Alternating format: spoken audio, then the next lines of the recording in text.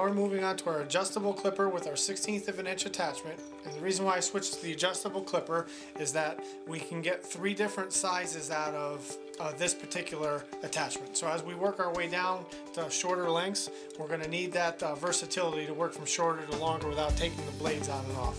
So we're going to start out in the open position, which is the longest.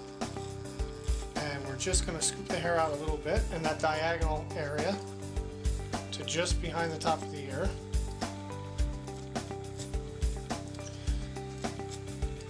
Okay, and then we're going to close the clipper down halfway to get a little bit shorter.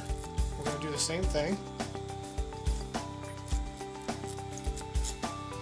Okay, and then we're going to close it down all the way. We'll do the same thing again, but just not as high. Continuing on to the opposite side of the front hairline, using the center portion as our guide, making sure we're not going back too far.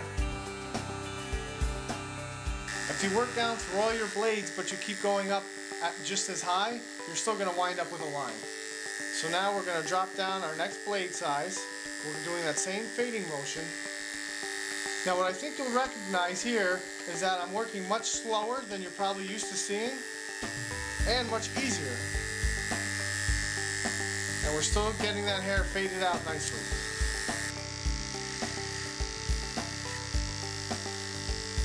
You want to make sure that you're leaving that 1/4 of an inch to 1/2 an inch between blades so you have that separation.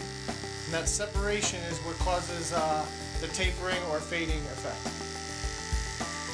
So at the very end, when you get about 1/4 of an inch or 1/2 an inch away, very slowly pull the teeth of that blade away.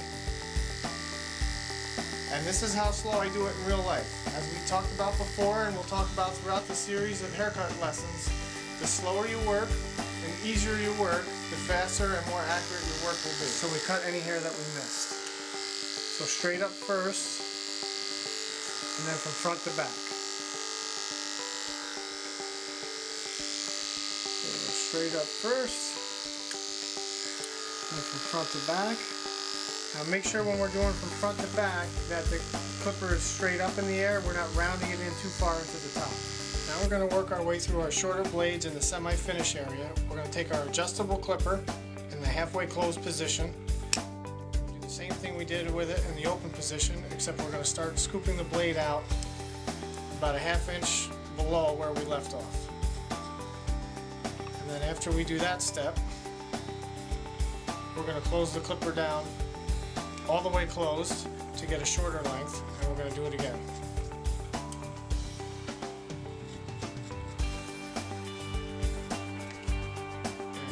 And by doing it that way, it's much easier than making a line and going all the way around and trying to blend the line out. You let the clippers do all the work. So we're going to start in the back. And before we do the scissor and comb technique, I'm going to show you picking it up, what I'm actually doing.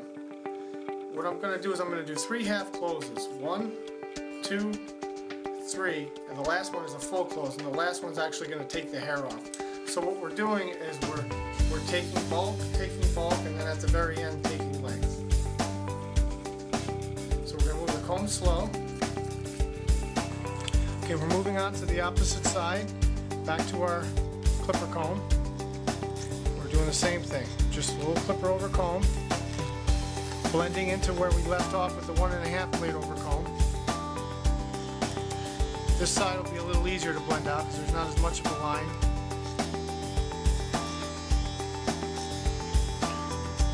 So do everything you can first with your adjustable and the larger comb before we move down to the smaller comb.